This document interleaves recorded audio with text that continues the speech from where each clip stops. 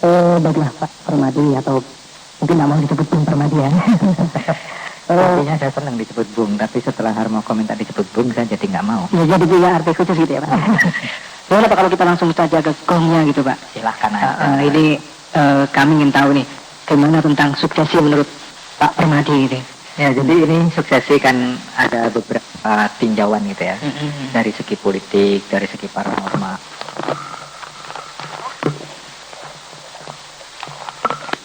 Saya dari segi paranormal gitu kira-kira. Ya, paranormal yang politikus gitu. Nah, tentu demikian. Menurut saya dengan melihat kondisi-kondisi baik kondisi alam, kondisi politik, kondisi ekonomi dan lain sebagainya, saya kok memprediksi bahwa suksesi di Indonesia ini akan terjadi sebelum 1998. Atau tepatnya sebelum Pak Harto mengakhiri masa jabatan seperti yang telah ditetapkan oleh MPR. Tentu saya tidak boleh mengatakan begitu aja tanpa satu argumentasi gitu ya. Argumentasi yang pertama itu saya mau menggunakan wawasan astrologi begitu. Dari segi astrologi sekarang ini sedang terjadi satu konjungsi planet antara Saturnus dengan Neptunus. Konjungsi ini lamanya 5 tahun dan siklusnya adalah setiap 171 tahun. Nah, ini sudah masuk pada tahun 1990 sehingga akan berakhir nanti 1995. Nah, akibat konjungsi di bumi ini adalah terjadinya keperingasan alam dan keperingasan manusia serta disertai pula dengan akibat beberapa negara jatuh. Ini setiap 171 tahun selalu terulang begitu. Dan ini ada catatannya di ensiklopedia astrologi di Amerika. Nah, atas dasar itu maka sekarang ini kan kita melihat bahwa negara-negara sejak tahun 90 itu memang bergolak, baik alam maupun manusianya ya. Sehingga juga sudah banyak negara-negara yang jatuh. Misalnya Rusia sudah bubar, Uni Soviet, kemudian Yugoslavia, sekarang jadi Serbia tercapik-capik, juga Cekoslowakia sudah terbagi dua. Tapi ada yang untung juga, misalnya Jerman Barat, Jerman Timur hancur habis, menjadi satu Jerman dan lain sebagainya. Dan perpecahan itu juga kelihatan di misalnya Myanmar, di Kamboja dan lain sebagainya, Afghanistan. Nah, atas dasar itu maka saya melihat bahwa politik di Indonesia ini juga tidak terlepas dari pengaruh-pengaruh itu.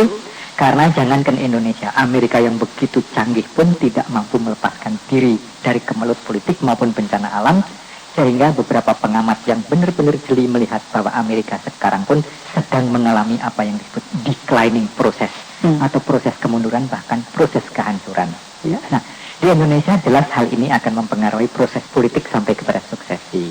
Nah, melihat bahwa konjungsi planet itu akan berakhir tahun 95 dan andai kata ada efek yang berlaku sesudah itu hanya bertahan 2 tahun. Jadi pada tahun 1997 itu segala gejolak politik di Indonesia ini harus selesai, sehingga saya perhitungkan bahwa suksesi bisa terjadi sebelum 98. Nah, itu kalau kita tinjau dari segi astrologi gitu.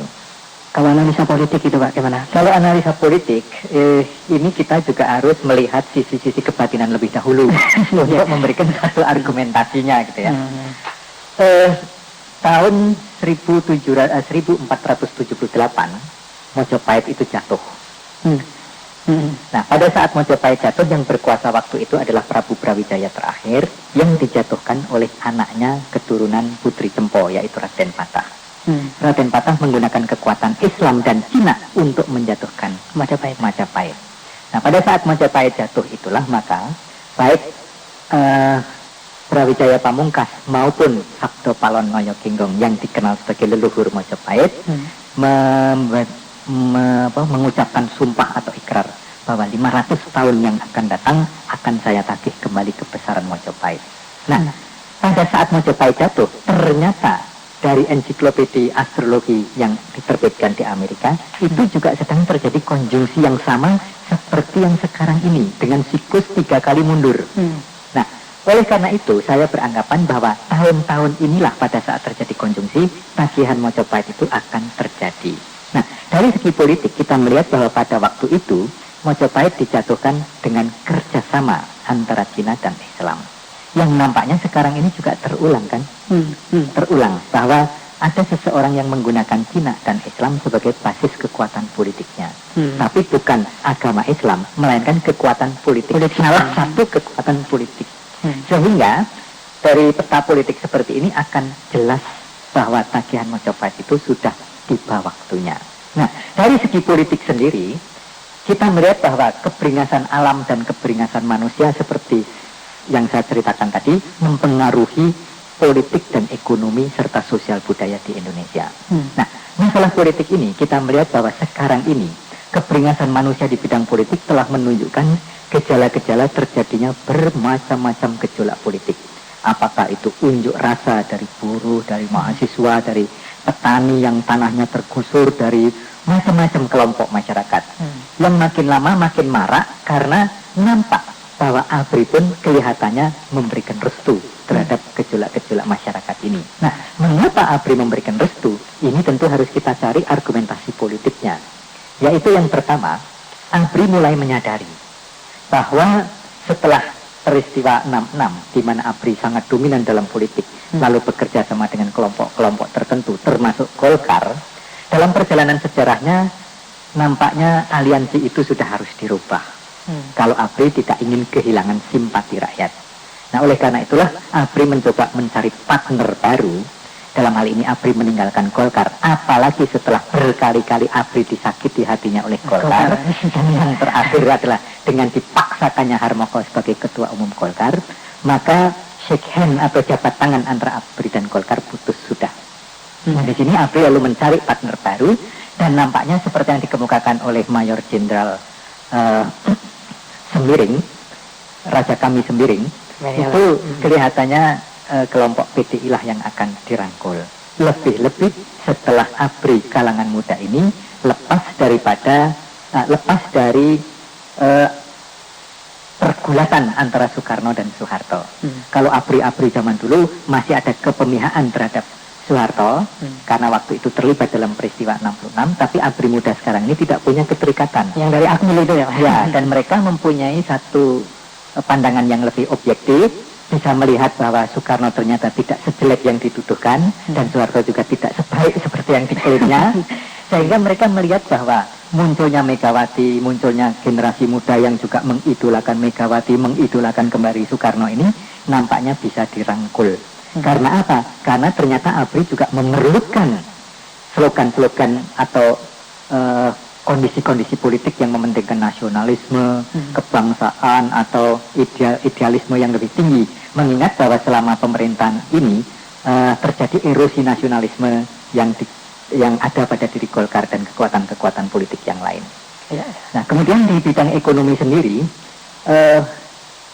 slogan politik no ekonomi yes ternyata menjadi bumerang. Karena diistimewakannya ekonomi dalam pembangunan ini, maka muncullah bermacam-macam ekses politik di mana telah tercipta kolusi antara pejabat penguasa dengan pengusaha, sehingga menimbulkan ekses-ekses seperti kredit macet, munculnya cukonisme atau konglomerasi, munculnya anak-anak pejabat yang menguasai bermacam-macam sektor ekonomi dan lain sebagainya, sehingga menimbulkan suatu akibat yang sangat parah. Hutang kita menjadi 87 miliar dolar dan lain sebagainya, sumber daya alam kita habis, rakyatnya tetap miskin, yang kaya hanya anak pejabat dan konglomerat dan lain sebagainya. Dan terbukalah kolusi itu bahwa dengan adanya kredit-kredit yang macet, ternyata uang rakyat digunakan secara salah oleh kolusi antara pejabat dan pengusaha. Lalu ini menimbulkan gejolak-gejolak politik yang pada akhirnya menjadi dari sisi kebatinan disebut karma daripada orang-orang yang dulu menjatuhkan Bung Karno. Nah, ini memang belum seluruhnya terbuka. Satu waktu nanti akan lebih mengerikan daripada yang sekarang. Nah, kemudian dari sisi sosial budaya sendiri, kebebasan-kebebasan yang ada dan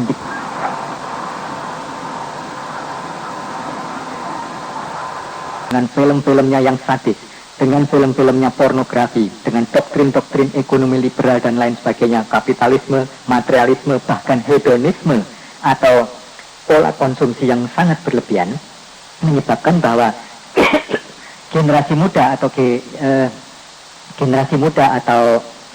generasi yang akan melanjutkan nanti masuk ke dalam satu perangkap, menjadi generasi hura-hura, tidak punya konsep politik, senangnya cuma ya makan Kentucky Fried Chicken, pergi ke disco dan lain sebagainya. Hipis-hipis itu. Hipis itu. Dan ini akan menyebabkan bahwa masuknya pengaruh budaya asing itu benar-benar merusak generasi muda kita. Nah, pengaruh-pengaruh dari segi politik, ekonomi maupun budaya inilah yang pada akhirnya menunjukkan bahwa gejolak-gejolak politik sekarang ini nampaknya akan sampai pada suatu titik di mana bisa terulang kasus seperti 65, 66, di mana ABRI akhirnya akan membiarkan kelompok-kelompok pembaharu ini untuk melakukan suksesi. Nah, suksesi ini sendiri sebenarnya bisa terjadi secara baik-baik kalau memang Pak Harto ikhlas berhenti atau menyerahkan kepemimpinan kepada orang lain. Semakin lama dia bertahan dan semakin keras dia mempertahankan diri karena kekhawatiran-kekhawatiran kalau dia turun bagaimana dengan keselamatan diri dan keluarganya dan lain sebagainya, akan menyebabkan semakin keras reaksi masyarakat. Dan saya takut bahwa apa yang pernah diucapkan tahun 86 akan menjadi bumerang. Karena apa? Itu diucapkan sebagai presiden. Secara kebatinan bisa disebut sebagai sabdo pandito ratu. Seorang ucapan raja akan terbukti kebenarannya. Yaitu, pada tahun 86, di depan pimpinan Golkar, dia menyatakan bahwa andai kata nanti di dalam pemilihan umum Golkar menang dan kemudian MPR memilih saya, setelah 2 atau 3 tahun lagi saya dianggap tidak mampu melaksanakan jabatan sebagai presiden, saya harapkan MPR tidak segan-segan untuk meminta atau memberhentikan saya. Saya miris kalau pergantian saya menimbulkan pertumpahan darah. Ini diucapkan oleh Pak Harto sendiri. Jadi sebenarnya pada tahun 86, kesadaran akan suksesi ini pada diri Pak Harto sudah tumbuh dan tinggi. Tetapi perkembangan terakhir ini menunjukkan bahwa kelihatannya kesalahan-kesalahan politik, kesalahan-kesalahan ekonomi, baik Orde Baru maupun kerabat-kerabat Pak Harto, itu sedemikian tinggi sehingga menyebabkan ketakutan untuk mundur. Nah, inilah yang akan menyebabkan bahwa kekhawatiran dia terjadinya pertumpahan darah justru bisa terjadi. Karena itu, saya melihat bahwa gejolak-gejolak sekarang makin tinggi. Apalagi nanti kalau kasus bank-bank ini dibuka, kasus penyelewengan yang lain dibuka. Karena apa? Orang tidak takut lagi memaki-maki Pak Bromo, memaki-maki Sumarlin, memaki-maki siapa saja. Bahkan kasus Marsina, kasus Nipah. Kalau ini nanti terbuka secara bersama-sama, saya kira situasi akan lebih buruk dari tahun 65-66 kalau tidak ada kesadaran dari pimpinan nasional untuk melakukan suksesi dengan baik. Ya. Kalau dikatakan bahwa suksesi bisa baik dan buruk, tapi banyak yang meramalkan, misalkan kayak siapa itu mengatakan suksesi kayak bayi yang lahir gitu. Jadi mesti ada darah yang tumpah gitu ya. Tentang suksesi ini sendiri kan yang diperdebatkan sekarang justru tentang mekanismenya gitu. Kalau ternyata Pak Harto harus turun sebelum masa 98 nanti gitu ya. Kira-kira cara apa Pak yang paling aman bagi semuanya gitu, atau aman bagi rakyat gitu Pak? Seperti yang saya katakan tadi, dalam masalah suksesi seperti yang kita bicarakan ini harus ada 2 kesadaran dari Pak Harto pribadi dan dari masyarakat sendiri atau dari rakyat sendiri. Kalau dari Pak Harto sendiri tidak ada kemauan untuk mundur melihat situasi politik seperti ini, dia akan dipaksa rakyat. Pasti, karena ini hukum alam. Hukum alam, kalau ada manusia menghendaki perubahan konstitusional, tidak bisa terlaksana karena rekayasa para pemimpin, maka yang terjadi pasti inkonstitusional. Ini hukum alam. Nah, kalau terjadi inkonstitusional, jelas bisa terjadi pertumpahan darah. Bukan saja darah seperti orang melahirkan, tetapi pertumpahan yang lebih besar bisa terjadi. Ya. Tapi umpamanya gitu Pak, rakyat sendiri gitu ya, misalkan gitu ya, beberapa hari lalu itu pernyataan para ulama gitu, yang takut kalau Pak Harto turun sebelum masanya yang sudah ditentukan itu. Kayaknya rakyat itu terkondisi takut dengan situasi yang tidak menentu itu gitu. Dan itu mungkin dijadikan dasar untuk meneruskan status quo-nya gitu. Saya sependapat dengan Gus Dur. Kan kita mesti tanya dulu, ulama yang mana sih yang menanyakan itu? Apa 10.000, 100.000 ulama, atau cuma 2 ulama yang lapor pada menteri? agama misalnya. Kalau dua ulama terus di atas namakan seluruh ulama, ya tidak benar. Nah kemudian Gus Dur sendiri kan jelas bahwa ulama, kalau itu ulama NU, punya cara tersendiri untuk menyampaikan hal-hal yang mungkin tidak bisa ditangkap oleh Menteri Agama yang bukan dari NU. Sebab orang NU ini kebanyakan wong Jawa. Wong Jawa itu mempunyai cara berpikir yang berbeda. Misalnya ya, ini sedikit menyimpang tapi untuk memberikan contoh. Misalnya terong, itu kalau dimakan sebenarnya justru menambah keperkasaan. Tapi kalau semua orang makan terong kan jadinya bahaya. Oleh karena itu untuk mencegah hal-hal yang tidak diinginkan, wong Jawa bilang, nek makan terong itu marai teler, karena itu jangan dimakan banyak-banyak. Nah, ini kan suatu cara untuk mencegah sesuatu. Gus Dur bilang, memang benar, NU itu mengkhawatirkan. Tetapi, ulama itu mengkhawatirkan. Tetapi menurut Gus Dur, itu Menteri Agama salah tangkap. Yang dikhawatirkan NU itu justru kalau sampai Pak Harto itu tidak mau mundur, maka dipaksa oleh rakyat sehingga menimbulkan hal-hal yang tidak diinginkan begitu. Jadi oleh karena itu sebaiknya marilah mulai sekarang kita membicarakan suksesi secara terbuka. Kapan dia mau mundur, siapa yang harus menggantikan, apakah dia benar mau menghabiskan sampai 98 atau mau tambah lagi sampai 2003. Ini harus jelas. Kalau tidak, justru kekhawatiran ulama itu yang terjadi. Kan begitu makna kekhawatiran ulama itu. Ya. Kalau sehubungan dengan etika gitu Pak, kan alasannya sekarang belum etis kalau bicara tentang suksesi gitu. Kalau menurut pandangan Pak Permadi gimana ini? Masalah etis dan tidak etis tentang bicara suksesi ya. Nah seperti yang saya katakan tadi, Wong Pak Harto sendiri tahun 86 sudah bicara suksesi. Yang tidak mengatakan tidak etis ini kan Pak Harmoko. Yang takut kalau Pak Harto mundur dia akan ikut diundurkan atau barangkali mengalami nasib seperti menteri-menteri zaman Bung Karno dulu, ditangkap, diadili dan segala macam. Orang-orang yang ketakutan itulah yang mempersulit suksesi. Dan disinilah Pak Harto itu harus berhati-hati dengan orang-orang yang paling dekat. Kelihatannya membela tapi sebenarnya malah menjerumuskan. Pembelaan mereka dilandasi ketakutan kalau sampai Pak Harto mundur, mereka kan ya bisa-bisa digebuki gitu kan. Kasarnya kan begitu. Ya. Kemudian tentang suksesi itu tadi Pak Permadi berbicara tentang ABRI gitu ya. Di antaranya sekarang atau kelihatannya ABRI akan memberi kesempatan kepada rakyat untuk kembali peran ABRI itu pada posisi yang sebenarnya gitu. Nah, dengan begitu kan ada kesan gitu bahwa selalu ABRI yang memegang kendali gitu. Jadi bukan demokrasi sejati kasarannya, tapi hanya karena ABRI berbelas kasihan maka dikasih kesempatan untuk suksesi. Kalau ABRI tidak masih mendukung penguasa sekarang, maka penguasa sekarang akan tetap langgeng. Nah, jadi seolah-olah negara kita masih negara dikuasai oleh tentara gitu Pak. Kalau kita berpikir secara sempit, apa yang Mas Toha kemukakan memang benar. Tetapi kalau kita mendalami lebih lanjut struktur ABRI sekarang ini, kelihatannya tidak demikian. Pertama, saya melihat bahwa di kalangan ABRI sendiri perpecahan itu semakin besar. Ya. ABRI angkatan tua, seperti Rudini, seperti Sumitro, seperti Hasnan Habib, itu kan sudah secara lantang mengatakan bahwa Pak Harto itu harus mundur. Tahun 93 kemarin bahkan, bukan 98. Nah kemudian ABRI angkatan muda ini yang bebas dari polusi anti Soekarno dan lain sebagainya juga melihat bahwa pemerintahan yang sekarang ini sudah terlalu lama. Kemudian ABRI juga saya kira mengetahui bahwa persepsi masyarakat terhadap ABRI termasuk pelaksanaan dui fungsinya yang sangat merugikan rakyat non-ABRI itu jelas dirasakan sebagai suatu perasaan yang tidak simpatik terhadap ABRI. Nah, ABRI yang sekarang berbeda dengan ABRI yang kemarin-kemarin.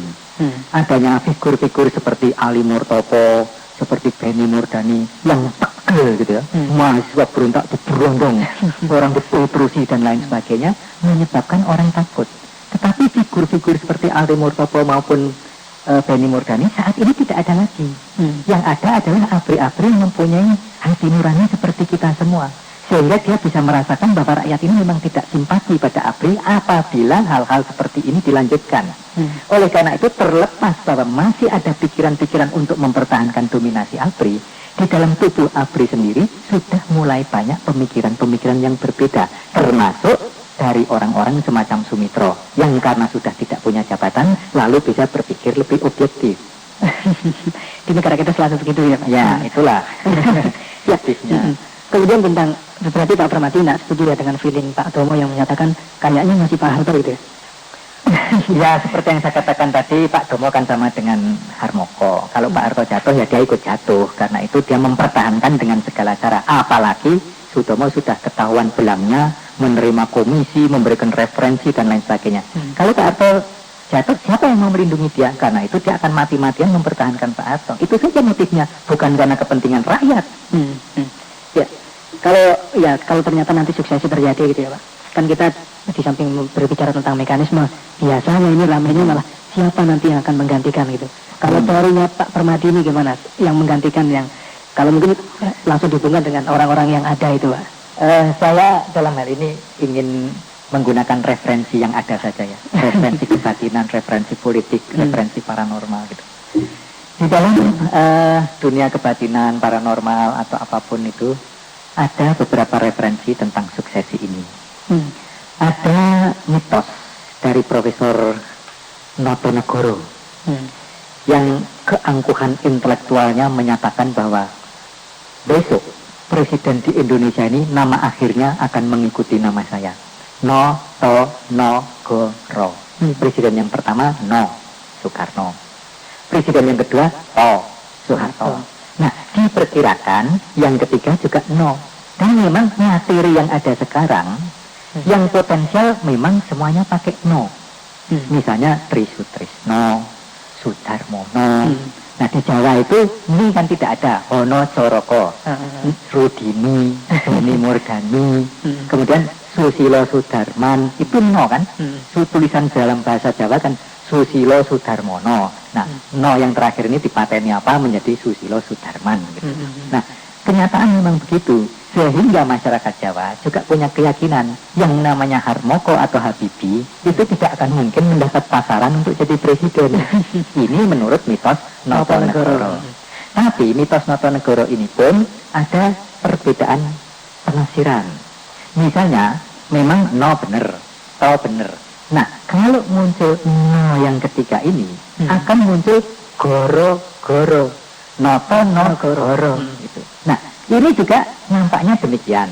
Dengan situasi konflik politik seperti yang sekarang ini, andai kata ada yang muncul siapapun, nampaknya kok tidak akan diterima. Siapa yang mau menerima Trisutrisno? Itu oleh jenderal-jenderal senior nggak dianggap. Amerika tidak mau terima karena kasus Dili dan lain sebagainya. Orang-orang Islam garis keras tidak mungkin menerima karena kasus Priok dan lain sebagainya adalah produk Trisutrisno sewaktu menjadi Pangdam dan lain sebagainya. Doni Murdani apalagi dengan kekatolikan dia tidak akan mungkin diterima oleh masyarakat yang sebagian besar adalah Muslim. Rudini saya kira juga sulit diterima. Jadi dengan demikian munculnya ini akan menimbulkan goro-goro. Saya cenderung ke ini gitu.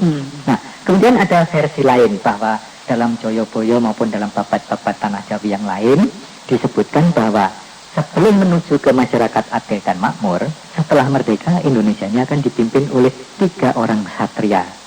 Yang pertama Satrio Kinunjoro, dengan ciri-ciri dia hebat luar biasa, suaranya seperti beledek, gagah perkasa, membebaskan Indonesia dari penjajahan dan lain sebagainya. Tapi lebih dari separuh hidupnya berada di penjara. Ya Bung Karno itu. Yang kedua adalah Satrio Muktiwibowo, yang dalam pemerintahnya kaya raya Muktiwibowo. Ya siapa lagi kalau bukan Pak Harto. Yang ketiga Satrio Piningit. Nah, ini yang akan mengantarkan kita menuju ke masyarakat adil dan makmur. Ciri-cirinya karena dia piningit atau terselubung tidak bisa diketahui kemunculannya. Nah, lalu terjadi penafsiran-penafsiran. Seperti Suhardiman mengatakan, oh itu ABRI, pasca 45 dan lain sebagainya, yang sebenarnya ingin menyatakan itulah saya. Gitu. Nah kemudian banyak orang-orang yang menganggap dirinya Satrio Piningit, seperti misalnya Sawito pernah mengatakan saya yang akan muncul, ada lagi ini yang mengatakan saya yang akan muncul, dan seterusnya dan seterusnya. Nah ini versi-versi. Tetapi ada lagi versi yang menyatakan bahwa sekarang menjelang tahun 2000, seperti yang dikatakan oleh John Naisbitt dan Patricia Abuderne, bahwa menjelang tahun 2000 kecenderungan wanita muncul. Nah kok tiba-tiba muncul Megawati? Nah, orang lalu memperhitungkan jangan-jangan dia yang akan muncul dan lain sebagainya. Nah, melihat konstelasi yang sekarang yang seperti itu, saya sendiri secara wawasan holistik maupun wawasan politik cenderung bahwa kalau ada suksesi dan muncul orang ketiga, ini hanya merupakan masa transisi. Jadi kalau ada muncul nol ketiga, memang akan muncul goro-goro. Dan setelah goro-goro inilah kita akan memilih seorang pemimpin yang bisa membawa bangsa Indonesia ke arah yang lebih baik. Dan melihat kecenderungannya, kalau suksesi itu terjadi secara konstitusional, terlepas bahwa konstitusional itu juga melalui sidang istimewa MPR misalnya, maka memang Tri Sutrisno yang secara konstitusi akan menjadi presiden. Karena dia secara konstitusi adalah wakil presiden. Tetapi munculnya Tri Sutrisno juga akan menimbulkan goro-goro. Karena maaf kepada Cak Sul, bahwa dia tidak mempunyai persyaratan yang diperlukan sebagai Presiden Republik Indonesia. Ya, silakan. Persyaratan yang diperlukan yang tidak dipenuhi Tri Sutrisno antara lain adalah kearifannya sebagai negarawan. Dan lagi kalau dilihat dari sisi kebatinan, Tri Sutrisno tidak mungkin langgeng menjadi presiden penuh. Karena apa? Nama dia adalah Tri Sutrisno, bukan TRI Tri Sutrisno, melainkan TRY. Jadi Tri. Dalam bahasa Inggris, Tri adalah mencoba, percobaan. Jadi dia cuma jadi presiden percobaan saja. Tidak mungkin penuh. Nah, ini bagi orang yang menganut kejawen, hal-hal semacam ini menjadi perhatian dan menjadi referensi begitu. Ya, namanya Pak Permadi lebih cenderung pada teori yang itu ya Pak, bahwa ada pemimpin transisi, setelah itu nanti akan muncul Satria Piningit yang diteorikan itu ya. Tapi ada yang mengatakan gini Pak, ada yang Eka Soekarno, Dwi Soeharto, Tri Sutrisno gimana Pak? Kayak Pak Jati itu. Seperti yang saya katakan, kalau Tri-nya itu TRI bisa, tapi ini TRI, makanya itu dia cuma sebentar, hanya percobaan saja. Tri Sutrisno, dia bukan Tri Sutrisno, Tri Sutrisno. Jadi cobalah Sutrisno, percobaan saja. Nah, ini memang mungkin karena secara konstitusional dia bisa muncul kalau terjadi suksesi konstitusi. Tetapi seperti yang saya katakan tadi, hanya transisi, akan terjadi pergolakan. Notono muncul goro-goro. Ya, kemudian tentang Megawati Pak, apa kalau dalam pandangan Pak Permadi ini, adakah bagi Megawati untuk tampil sebagai itu apa bukan terlalu suatu kejutan gitu Pak? Mengingat untuk tampil ke memegang partai PDI aja dia udah dicekal begitu banyak. Kemudian apakah mungkin dia kayak era pemimpin wanita untuk tampil sebagai pemimpin di Indonesia? Saya kira kalau kita berbicara masalah seperti itu ya secara spiritual, segala kemungkinan itu bisa terjadi karena semua atas kehendak Tuhan. Contoh konkretnya ada Cory Aquino. Itu lebih blow on, maaf istilahnya, lebih blow on dari Mega. Mega itu punya pengalaman politik, jadi anggota DPR 2 kali. Ini Cory ini nggak ngerti apa-apa, nggak pernah bergaul dalam politik dan lain sebagainya. Dia ibu rumah tangga 100%. Tapi kalau Tuhan menghendaki, alam mendorong rakyat Filipina melakukan people power dan Cory ditonjolkan ke atas. Akhirnya dia bisa jadi. Contoh lain, Benazir Bhutto. Dia sudah dijatuhkan. Masyarakat Islam semula tidak menginginkan karena katanya dalam ajaran Islam imam wanita itu tidak diperkenankan, akan merusak. Nyatanya dia bisa dijatuhkan oleh angkatan bersenjata Pakistan. Kalau Tuhan menghendaki, dia muncul lagi, nggak bisa dicegah. Nah, Megawati ini pada saat kemunculannya sebagai ketua PDI dijegal dengan segala cara, lebih hebat dari penjegalan yang telah dilakukan terhadap apa yang selama ini terjadi di Indonesia. Nyatanya gagal semua. Ternyata ABRI malah di belakang dia. Apakah itu namanya Hendro Priyono, apakah itu namanya Agung Gumelar dan lain sebagainya, ternyata berada di belakang Megawati. Ini adalah sesuatu yang memang tidak terduga dan mengejutkan. Dan ternyata Mega yang kita prediksi anaknya lemah lembut, nggak bisa apa-apa, seperti yang dikatakan oleh Mayor Jenderal Suyono, Pangdam Jawa Tengah, seperti yang dikatakan oleh Yogi, dia lebih baik jadi ibu rumah tangga segala macam. Ternyata dalam pidato-pidatonya lebih hebat dari Harmoko maupun Hasan Materum. Ternyata mengejutkan sekali apa yang dia ucapkan. Nah, kemudian kunjungan dia ke seluruh daerah dalam rangka konsolidasi dan ulang tahun PDI, itu koran-koran sendiri menyatakan Megawati di mana-mana mendapat sambutan lebih hebat dari menteri. Saya menyatakan kalau koran itu tidak takut, bahkan harusnya menulis Megawati mendapat sambutan lebih dari presiden. Hanya karena takut saya mengatakan ya lebih hebat dari menteri. Itu suatu fakta. Oh, anak-anak muda menjadi beringas, idolanya adalah Megawati. Semua pangdam, semua gubernur, semua pejabat itu welcome sekali terhadap Megawati. Satu hal yang tidak diduga-duga semula. Ini adalah kekuatan alam, kekuatan Tuhan. Dan di sini saya bocorkan satu informasi bahwa sebenarnya memang Mega secara kebatinan diayomi oleh Bung Karno dan Eyang Sosrokartono. Itulah sebabnya Mega mempunyai kebijaksanaan, ya, begitu bijaksana dan ketenangan seperti Sosrokartono. Dan dia mempunyai momen-momen yang hebat untuk mengeluarkan isu-isu politik. Seperti misalnya, saya nyatakan diri saya sebagai ketua de facto PDI. Nggak ada yang menyangka Mega berbicara begitu. Tidak ada yang menyangka bahwa Mega mengatakan masalah single majority. Dan kemarin di Sesko Abri mempermasalahkan tentang floating mass. Dan dia di daerah-daerah mengkritik televisi Republik Indonesia yang tidak meliput dia. Ini bukan Mega, bapaknya yang masuk. Dan Mega mengatakan pada saya bahwa pada saat-saat tertentu memang dirinya menjadi lain. Bung Karno berada di dalam tubuhnya. Sebelumnya Bung Karno hanya terlihat di sebelah kiri matanya. Jadi waktu Mega kampanye itu sebagai orang yang belum berpengalaman, dia terus terang mengatakan bahwa dia itu keder, takut berhadapan dengan massa. Tapi tiba-tiba bayangan Bung Karno sebesar ujung jari, sebesar jempol ini muncul di sebelah kiri matanya. Dialah yang membimbing Mega. Tapi sekarang Bung Karno itu sewaktu-waktu masuk dalam tubuh Mega.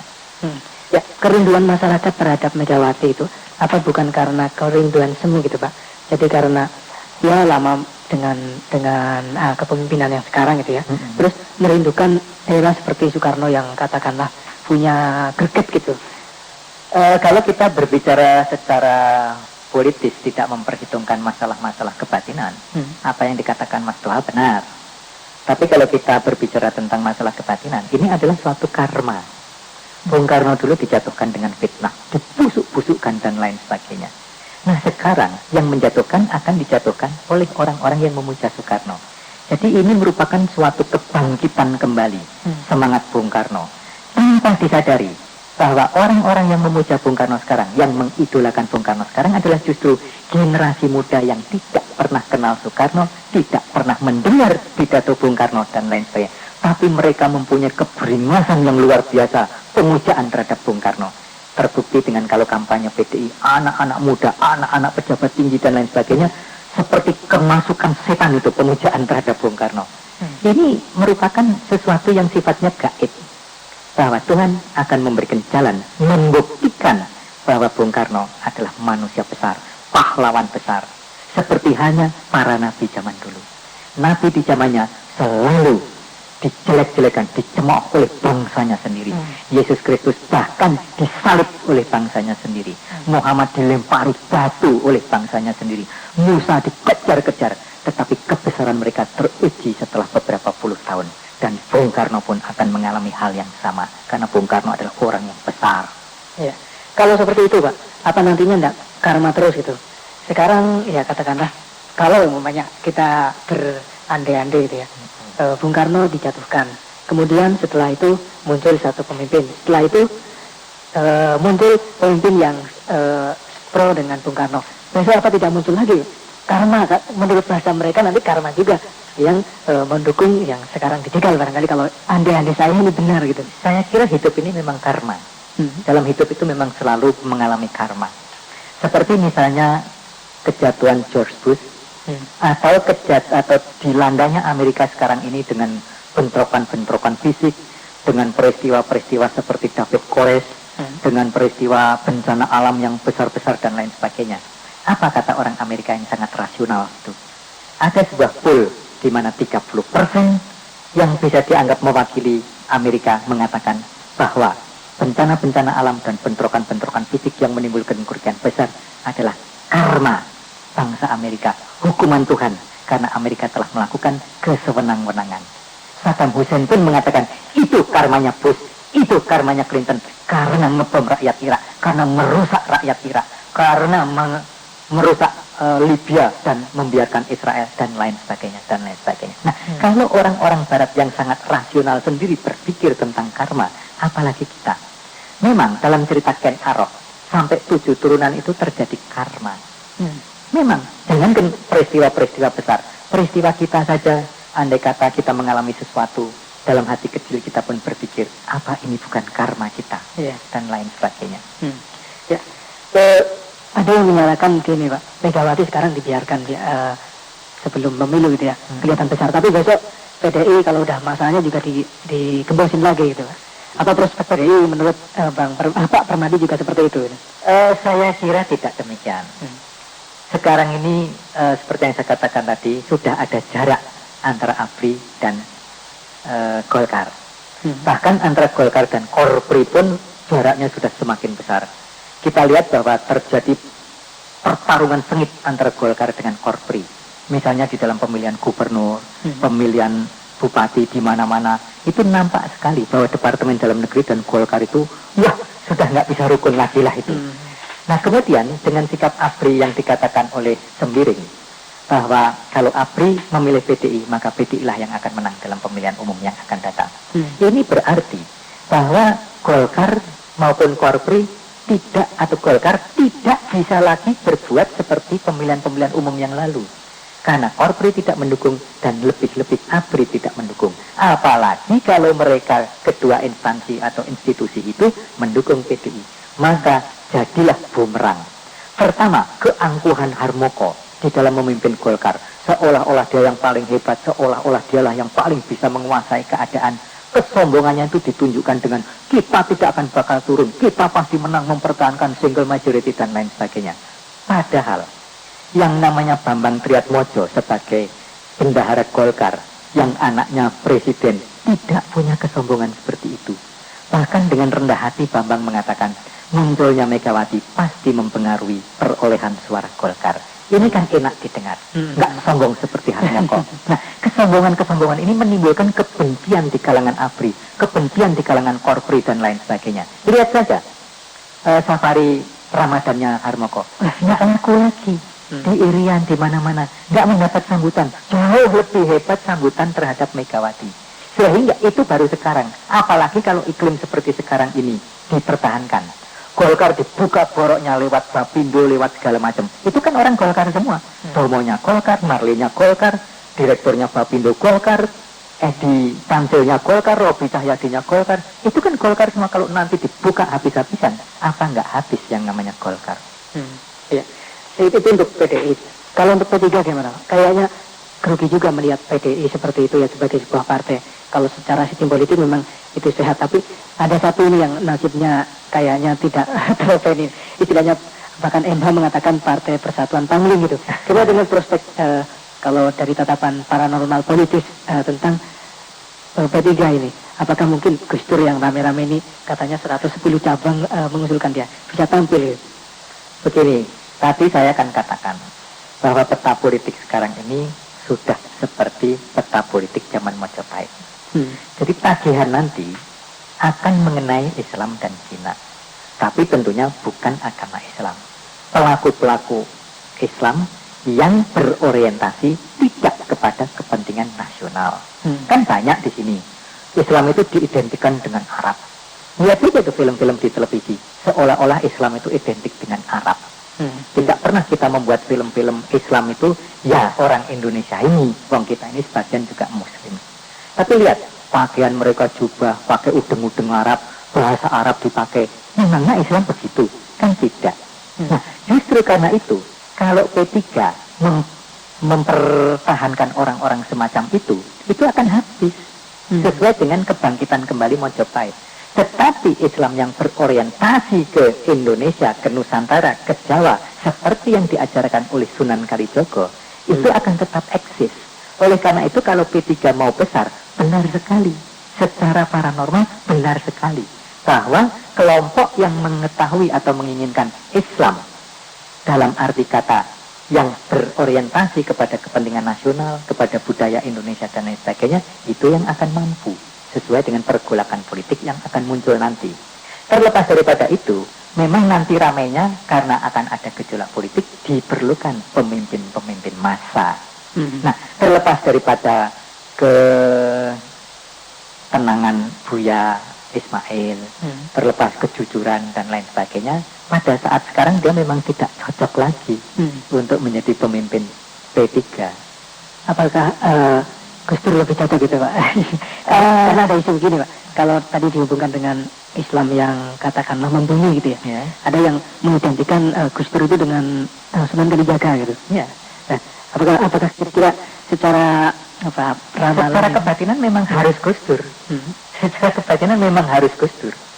Karena selain untuk meningkatkan kekompakan dalam P3, Gus Dur sendiri akan melakukan suatu kristalisasi Islam, di mana Islam yang akan berkembang di Indonesia adalah seperti yang dikemukakan oleh Bung Karno.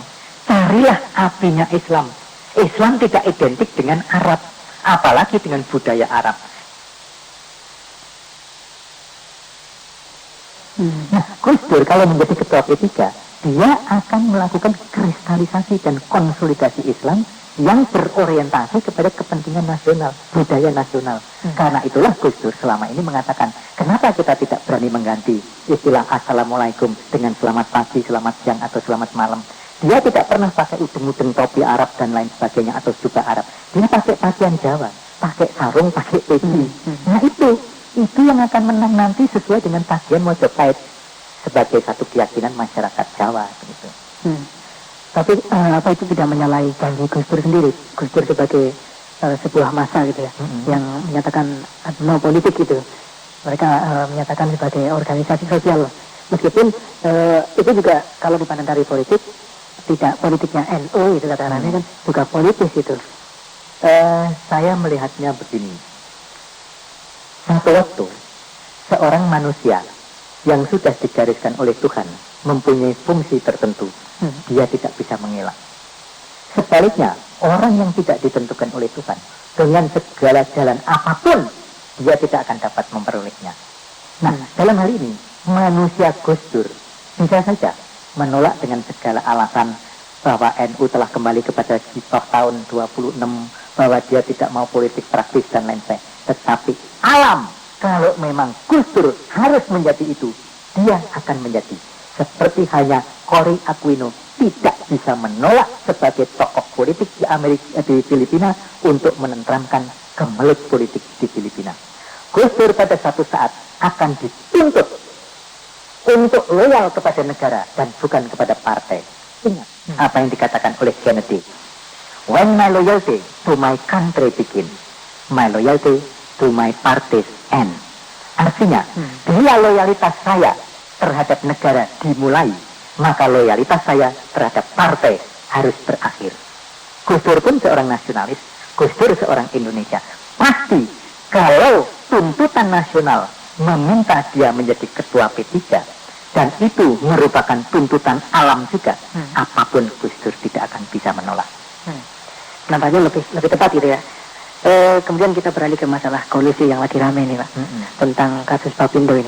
Ada yang menyatakan ini rekayasa politik juga gitu, bahwa ada sekelompok orang yang kebetulan sekarang masuk ke jajaran jabatan, kemudian dia mengkorek orang-orang sebelumnya gitu. Ini memang hanya kemauan seperti itu atau memang ada gelombang besar istilahnya, mungkin dalam tanda kutip gelombang besar kehancuran atau terbukanya ya istilah Bang Permadi tadi borok-borok politik yang lampau gitu. Saya sependapat dengan pendapat Anda yang terakhir. Jadi begini, kalau dalam istilahnya ya, kalau titi wancine wis tekan, kalau saatnya sudah sampai, apapun yang diperbuat itu akan mencelakakan dirinya. Andai kata kasus Bapindo ini merupakan satu rekayasa, ini merupakan bumerang, baik bagi yang merekayasa maupun bagi yang direkayasa. Begitu juga kasus-kasus yang lain, Marsinah, rekayasa, nanti akan meledak dan menjadi bumerang. Kasus Nipah, rekayasa, nanti akan menjadi bumerang dan meledak. Kasus Ria Irawan, rekayasa, nanti akan menjadi bumerang dan meledak. Jadi, kalau sudah tiba waktunya, seseorang itu harus diganti menurut hukum alam atau kehendak Tuhan, apapun keinginan mereka untuk mempertahankan diri tidak akan berhasil. Semakin keras mereka mempertahankan, semakin jatuh, semakin sakit jatuhnya. Dan ini berlaku juga bumerang seperti yang disebarkan oleh kelompok mereka terhadap Bung Karno, yaitu salah satu tulisan Surojo siapa itu, yang siapa menebar angin akan menuai badai.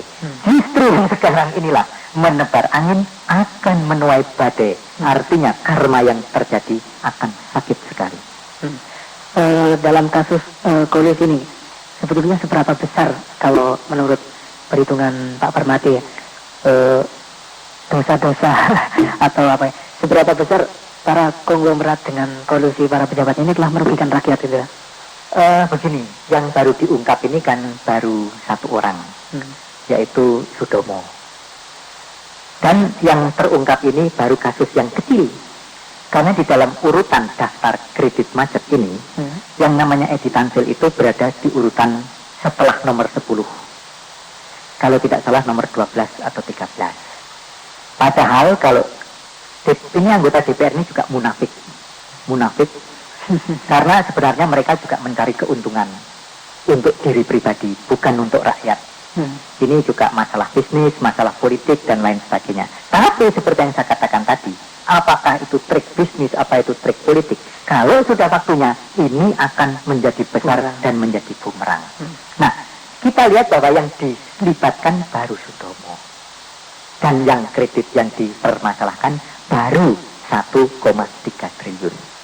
Dari salah seorang pejabat bank, saya mendapat informasi bahwa ada kakak yang lebih besar yang mendapat kredit sebanyak 10 triliun satu orang.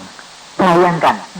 Dan menurut catatan-catatan yang lebih mendekati kebenaran, kredit macet sekarang ini sudah melampaui angka 30 triliun. Apa ini bukan suatu dosa yang besar terhadap rakyat Indonesia?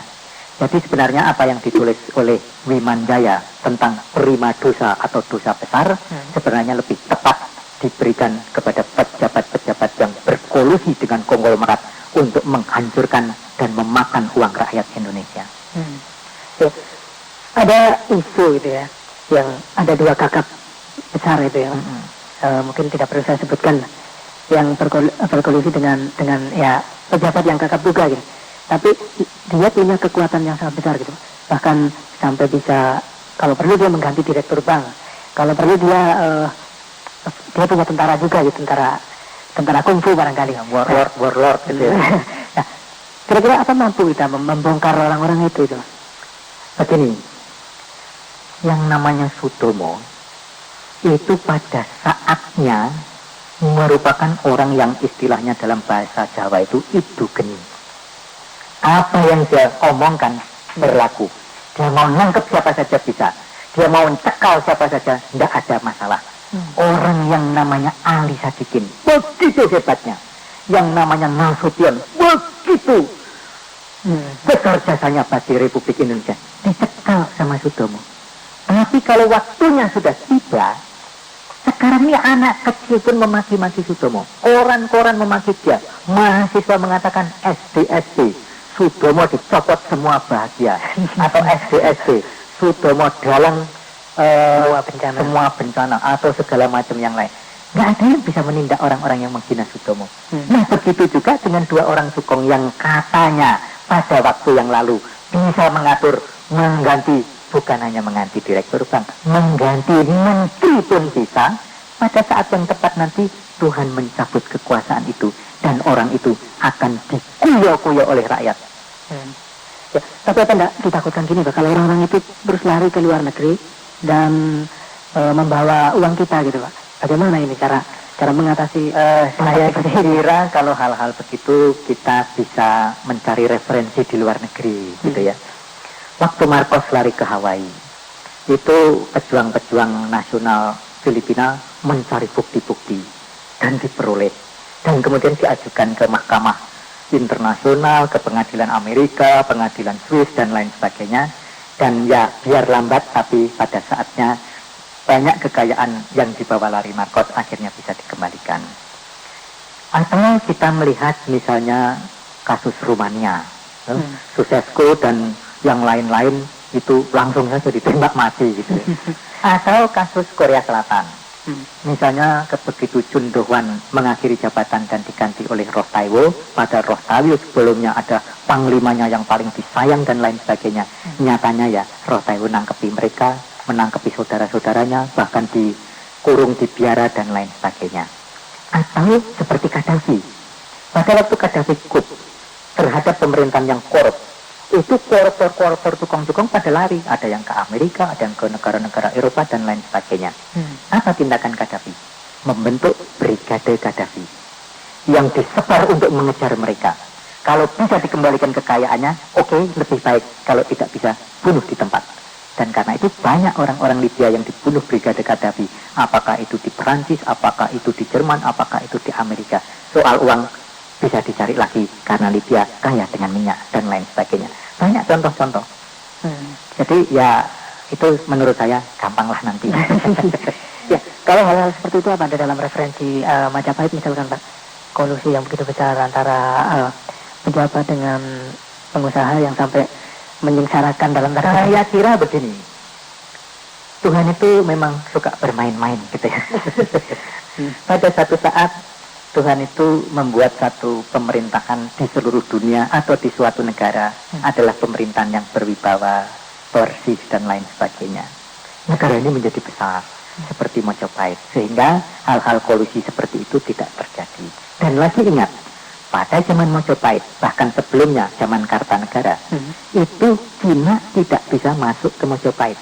Cina yang berusaha masuk Majapahit selalu dikalahkan oleh Raden Wijaya, oleh Tribhuwana Tunggadewi, dan Gajah Mada dan seterusnya, sampai akhirnya setelah Raden Patah sebagai anak dengan Putri Cempo atau dari Cina itu menghancurkan bapaknya.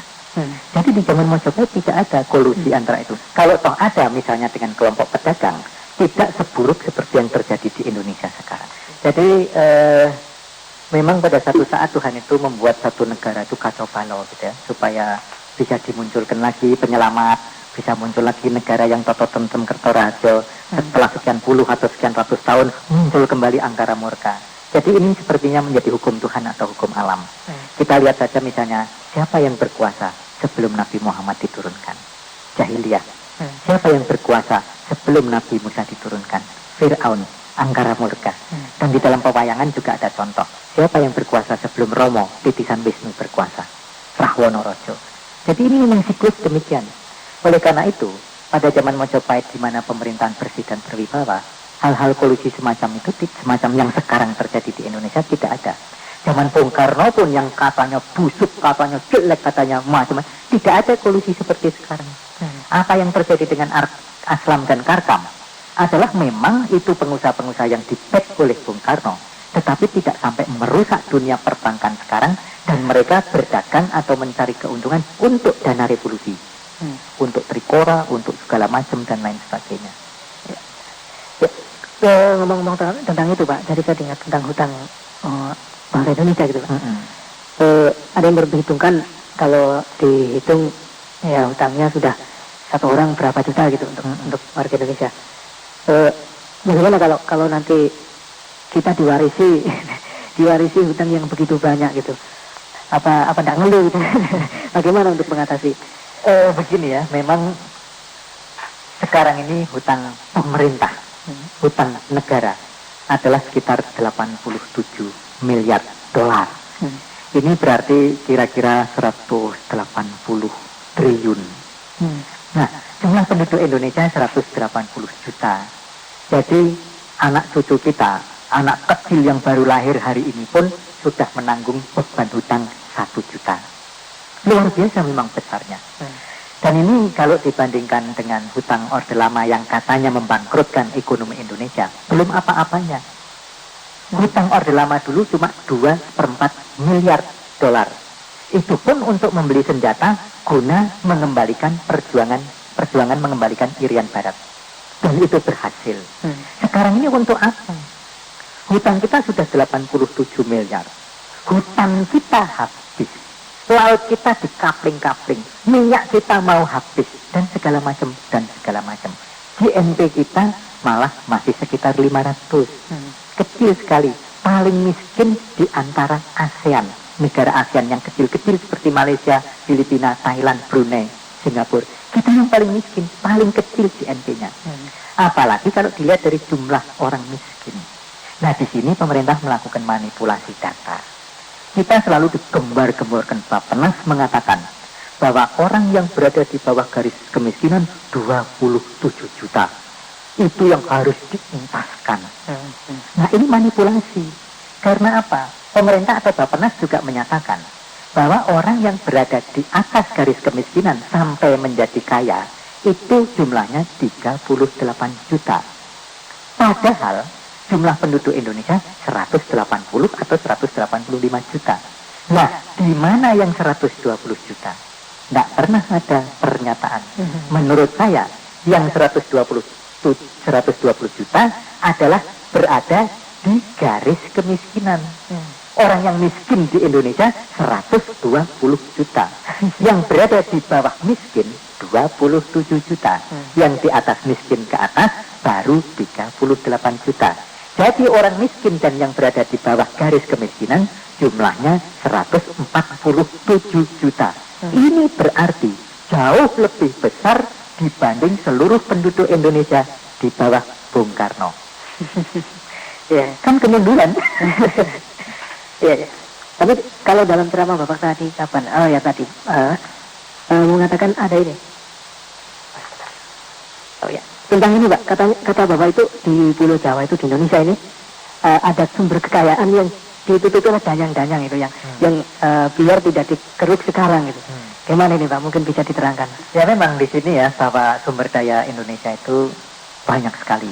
Foto satelit Amerika menunjukkan bahwa sumber atau deposit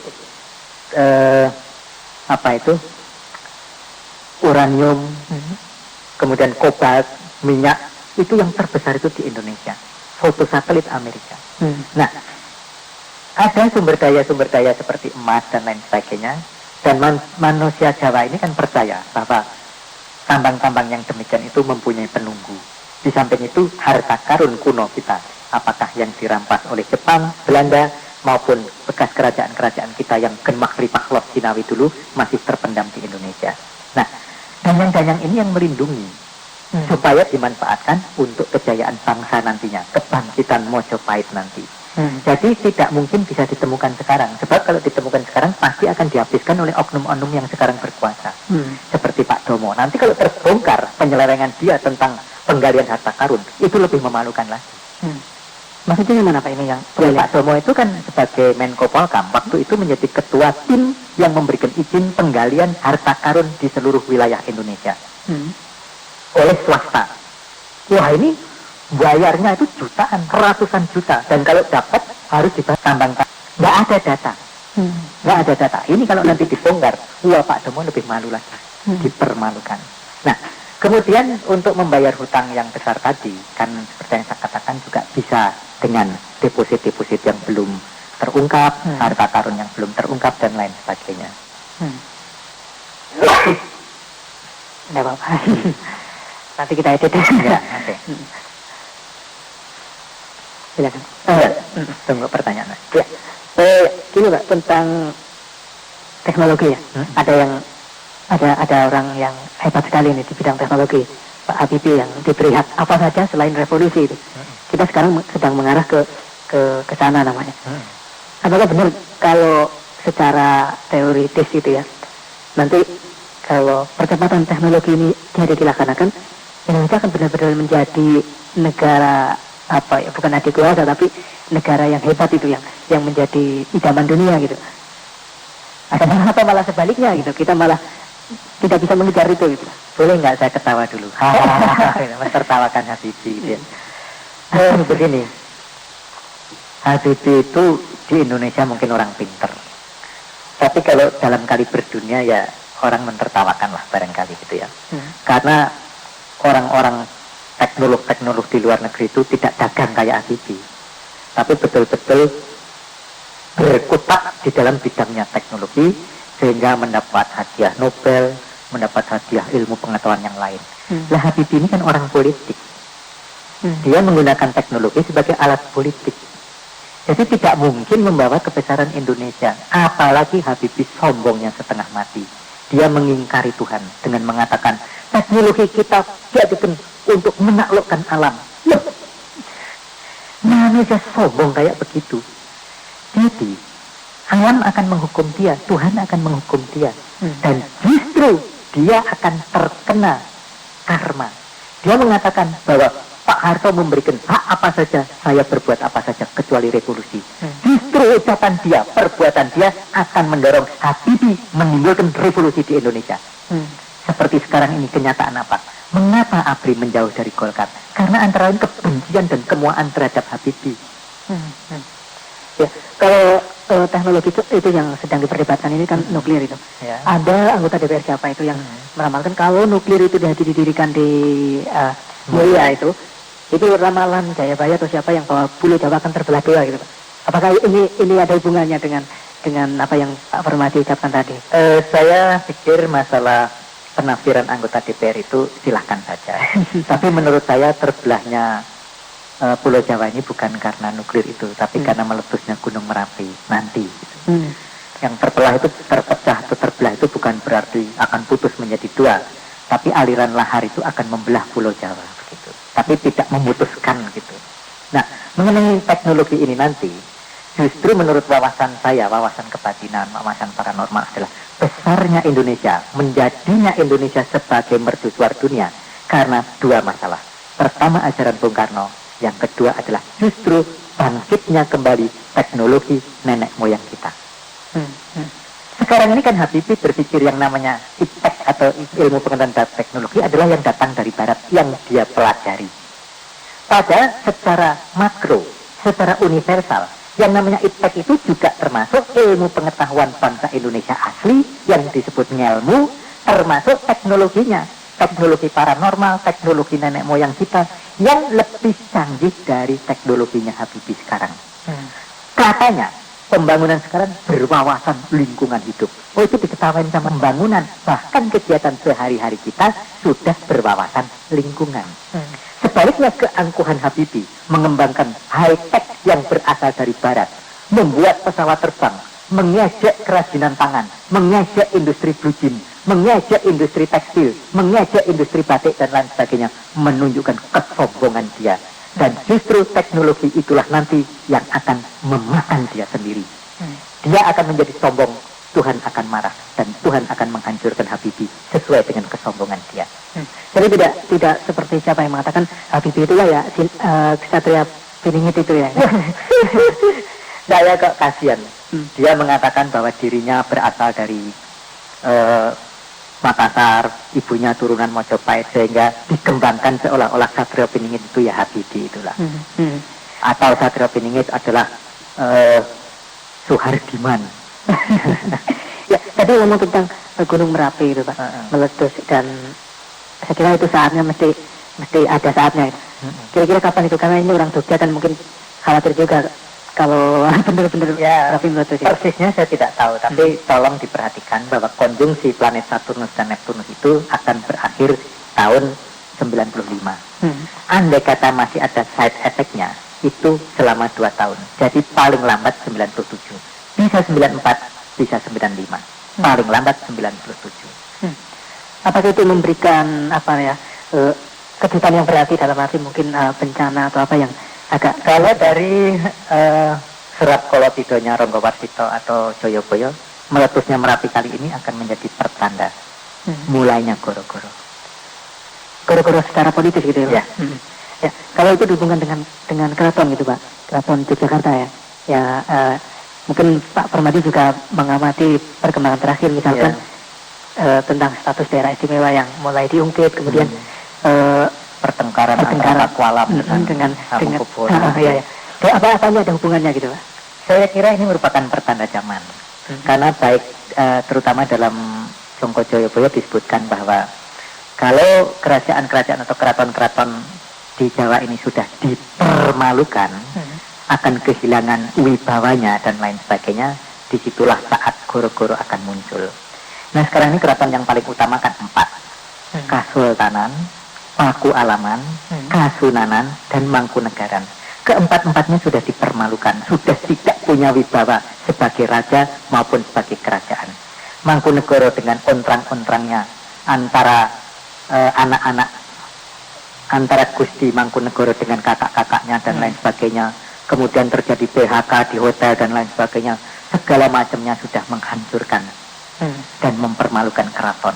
Kasunanan dengan akan menjual keputren, dijadikan hotel internasional, putri-putri Mbalelo, Sri Sunanya diisukan senang main perempuan siapa saja setiap malam dan lain sebagainya, juga sudah menghancurkan keraton Solo sehingga pernah terbakar sebagai satu hukuman dan lain sebagainya. Paku Alaman yang tenang-tenang saja sekarang diguncang dengan isu Malioboro Plaza, bahwa sekarang diisukan Sri Paku Alam yang usianya sudah sepuh, senangnya bawa perempuan dan lain sebagainya. Dan keraton Kasultanan sendiri sudah dipermalukan dengan bermacam-macam kasus, seperti kasus ijazah palsu, kasus perkawinan putrinya Sultan dan lain yang terlalu muda ya. Ya. Kalau suksesi di Yogyakarta kira-kira gimana Pak prosesnya yang akan terjadi? Saya kira riwayat keraton akan habis. Kalau tak ada suksesi sudah tidak mempunyai gerengseng sebagai ratu lagi. Jadi ada kemungkinan bahwa rajanya atau gubernurnya nanti bukan berasal dari bisa terjadi. Kalau rajanya sih pasti harus dari keturunannya, tapi sudah tidak punya arti sama sekali. Yang sekarang pun dibanding dengan HB9 tidak ada artinya. Lebih-lebih nanti penggantinya dan seterusnya dan seterusnya. Tapi mengapa yang boleh dikatakan merusak gitu ya, merusak keraton atau struktur di sana itu ya? Itu justru karena pertarungan orang-orang yang serakah mencari ekonomi itu Pak. Ya misalkan kayak kasus Malioboro Plaza gitu ya, bukan rahasia umum di Yogyakarta ini, kan karena ada oknum tertentu yang mau mencari untung gitu. Ya itu pengaruh negatif dari Orde Baru yang menjadikan ekonomi sebagai panglima. Bukan hanya keraton Solo dan Jogja, tapi juga keraton Nusantara begitu juga.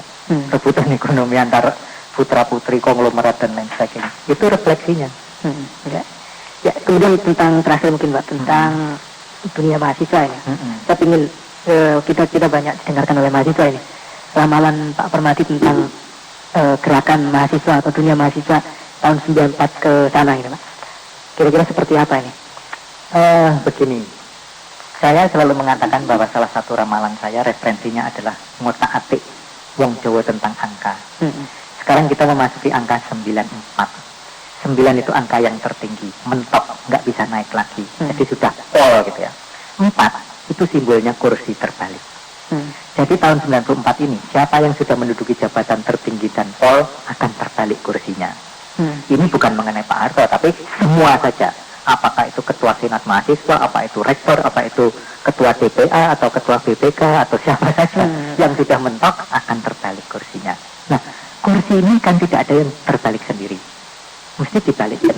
Nah, kalau memang mahasiswa melihat bahwa sudah banyak orang-orang yang harus dibalikkan kursinya karena sudah secara moral tidak bisa dipertanggungjawabkan lagi, ya kenapa mereka tidak bergerak seperti tahun 66? Kalau tahun 66 pelaku-pelakunya tidak dihukum, kenapa yang sekarang dihukum? Kenapa Nuku Sulaiman dihukum karena mencaci maki presiden atau menyatakan SDSD kepanjangan dari Soeharto dalam segala bencana? Kenapa Ma'ri Muhammad, kenapa Kosmas Batubara, Gafur dan lain sebagainya tidak dituntut? Mereka memaki-maki Soekarno sebagai presiden yang masih resmi. Bahkan tritura mereka dengan tegas menyatakan bubarkan kabinet. Mengapa mahasiswa yang sekarang menuntut bubarkan DPR kok malah dituntut ditangkepi dan lain sebagainya? Orde Baru sebenarnya tidak mempunyai hak moral untuk mengadili mahasiswa yang berbuat seperti Orde Baru sendiri. Apakah ini akan jadi jelas balik Pak? Iya, justru yang saya katakan tadi akan menjadi karma. Angkatan 66 akan ditumbangkan oleh angkatan 94 ini dengan kasus-kasus yang sama. Ma'ri Muhammad sekarang ini kan angkatan 66. Dia kan sudah sama dengan Yusuf Muda Dalam dulu. Sebagai Menteri Keuangan dia membiarkan kasus-kasus ini tidak dibuka, melindungi orang-orang. Mana semangat dia 66-nya? Nah, di sini ada seorang paranormal yang mengatakan, kalau sampai bulan Maret ini ada gerakan mahasiswa yang besar, itu akan menjadi bola salju yang menggelinding. Nah, ini sebenarnya ada suatu tren yang menuju ke sana. kelompok ITB sekalipun baru memperjuangkan dirinya sendiri, UI sudah mulai mau terjun dan lain sebagainya. Dan tanggal 11 ini rencananya mahasiswa akan demonstrasi besar-besaran, kasus ekonomi, kasus Bapindo dan lain sebagainya. Nah, kalau ini terjadi, maka seperti kawan saya paranormal yang menyatakan bahwa ini akan menggelinding menjadi bola salju. Tapi bagaimana dengan nasib 21 mahasiswa yang ditangkap itu saja? Kayaknya teori ini tepat itu. Tangkap mahasiswa terus yang lain akan takut itu. Ini yang 21 mahasiswa nampaknya diaduhkan itu. Begini, saya pikir saya dekat sama Nuku. Sebelum dia ditangkap, dia juga seringkali bersama-sama saya, mahasiswa yang lain. Ada suatu trauma dari mahasiswa terhadap ABRI. Nah, sebenarnya perjuangan mahasiswa itu harus difokuskan dalam satu fokus. Harus dihindarkan mereka anti ABRI. Boleh mereka anti ABRI, tapi ini sebagai satu strategi jangan dikemukakan. Mereka akan berhadapan dengan ABRI. Dan jangan menyinggung Pak Harto dulu.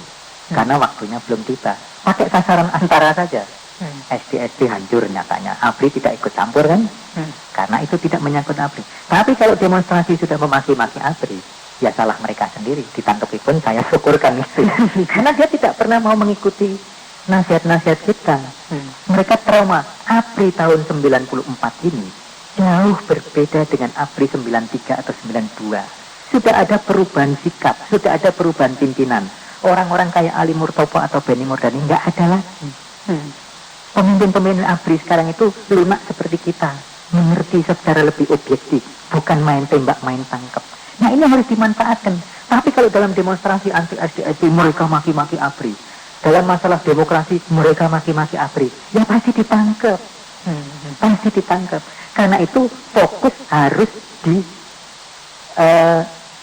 dibatasi sampai kepada masalah yang bersangkutan. Sekarang coba Bapindo bergerak habis-habisan, bongkar semuanya. Jangan menyinggung ABRI, jangan menyinggung presiden dulu, akan hancur kok. Ini nanti akan melibatkan Harmoko dan lain sebagainya dalam kasus Ritex dan semua yang sudah mulai dibongkar oleh Bintang Pamungkas. Antara mahasiswa ke sana. Apa perlu ada tritura kedua ini Pak ya, yang banyak digembar-gemborkan oleh Bintang Pamungkas misalkan? Ya, sebagai slogan untuk menyatukan fokus, menyatukan perjuangan sih perlu. Tapi tidak mutlak begitu. Tapi begini Pak, pengamatan saya gitu Pak, di dunia mahasiswa ini yang paling berat justru diantara mereka sendiri terpecah gitu Pak. Sulit sekali bisa bersatu dalam satu gerakan gitu. Ya, ini produk Orde Baru. Jadi menurut saya selama Orde Baru itu tidak ada persatuan. Yang jelas dibedakan Orde Lama dan Orde Baru. Itu kan perpecahan nasional. Kemudian PKI dan Orde Baru. Itu perpecahan selanjutnya secara nasional. Kemudian orang sudah dikotak-kotakkan. Golkar diadu, dikontroversikan, dikotomikan dengan partai politik yang lain. Kemudian Korpri dengan yang lain, ABRI dengan yang lain, KNPI dengan organisasi yang lain, AMPI dengan organisasi yang lain. Jadi memang selama Orde Baru ini tidak ada persatuan. Sengaja dikotak-kotak supaya terjadi pertengkaran sehingga mudah dikuasai. Karena itu mahasiswa pun demikian. ITB mementingkan kepentingan sendiri. Mahasiswa yang lain begitu juga. Tapi seperti yang saya katakan tadi, alam pada saatnya akan membimbing terjadinya gerakan nasional. Dan ini embrionya sudah kelihatan. Ya. Gerakan untuk membawa mahasiswa buta politik itu kan cukup lama gitu. Apa ini juga sama seperti Karma tadi akan menjadi istilahnya rekayasa sosial menjadi bumerang bagi ya. Benar, betul. Karena mahasiswa yang buta kan nggak tahu menahu nabrak saja. Jadi lebih itu mempunyai penunggu di samping